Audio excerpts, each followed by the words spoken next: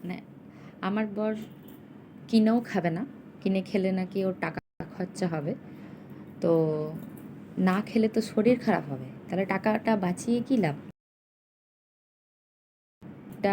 শরীরটা খারাপ হলে কি অন্য কেউ এসে তোর শরীরটা ঠিক করে দেবে? না তোর জন্য অন্য কেউ না খেয়ে থাকবে? কেউ না খেয়ে থাকবে না, সবাই খাবে, নিজের কাছের মানুষগুলোও খাবে। নিজের শরীর নিজের ঠিক থাকা নিজেকেই রাখতে হবে। আর যদি আমি ঠিক মতন না খাই তাহলে আমার শরীর চালাবো কী করে? ওই রকম মানসিকতারও কিন্তু ও নয় যে আমি খাচ্ছি না বলে তোমাদের আসলে আমি তো এখানে শুধু নেই, আমার মেয়ে ছেলেও আছে। ওই রকম মানসিকতা থাকলেও হবে না। ও যেহেতু বাবা মার সাথে অন্য কারোর তুলনা হয় না, তো অন্য কেউ ভাবতেই পারে যে আমি খাচ্ছি না, আমি করব না, কিন্তু বাবা মা সেটা কখনোই ভাবতে পারে না। এক এক ঘরে, সেটা বলছি না, এক এক ঘরে কিন্তু যে শ্বশুর শাশুড়িও মানে মায়ের ভূমিকা পালন করে।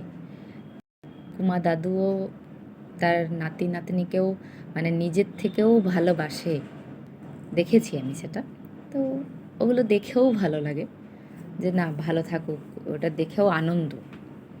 ঠিক আছে, তো যার হাত ধরে আমি এসছি সে আমাকে বুঝুক চাই না বুঝুক, অবহেলাও করুক, কিন্তু তার ভালো গুণও তো কিছু আছে, সেই ভালো গুণগুলো দিয়েই ক্ষমা করে দিতে ইচ্ছা করে। তো একটা মানুষ খারাপ গুণগুলো যদি প্রতিনিয়ত দেখায় তাহলে তাকে রাগ লেগেই থাকবে। ভালো গুণগুলো দিয়ে যদি করে তাহলে মনে হবে না ঠিক আছে। কিন্তু এখনকার সমাজ কী করে জানো, যে ভালো গুণগুলো যদি কন্টিনিউয়াসলি করতে থাকো, একটা যদি খারাপ গুণ পেয়ে যায় সেটাকে নিয়েই মানুষ আলোচনা করে।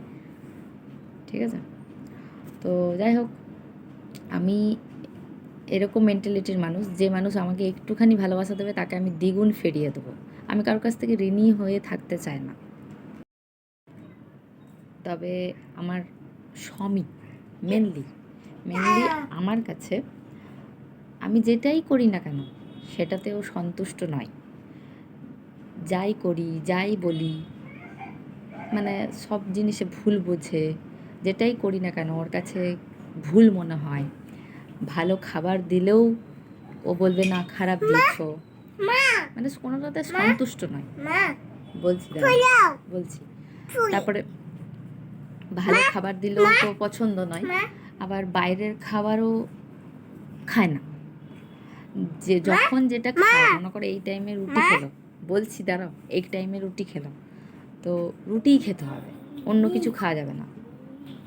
এইরকম জিনিসগুলো ওর খুব আছে। তো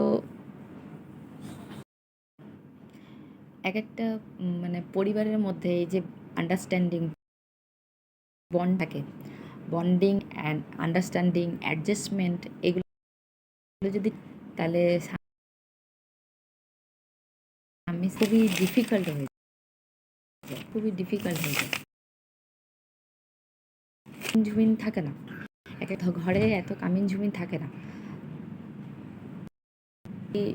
ঘরের শ্বশুর শাশুড়ি করছে, বউ মিলে 3 জন মিলে একসাথে করছে অ্যাডজাস্ট করে, কিংবা স্বামী করছে, তাহলে কামিন জমিন রাখতে হবে না পয়সা দিয়ে। আর এ তো পারে না, আর কেউ করে না, সেই জন্যই রাখতে বাধ্য।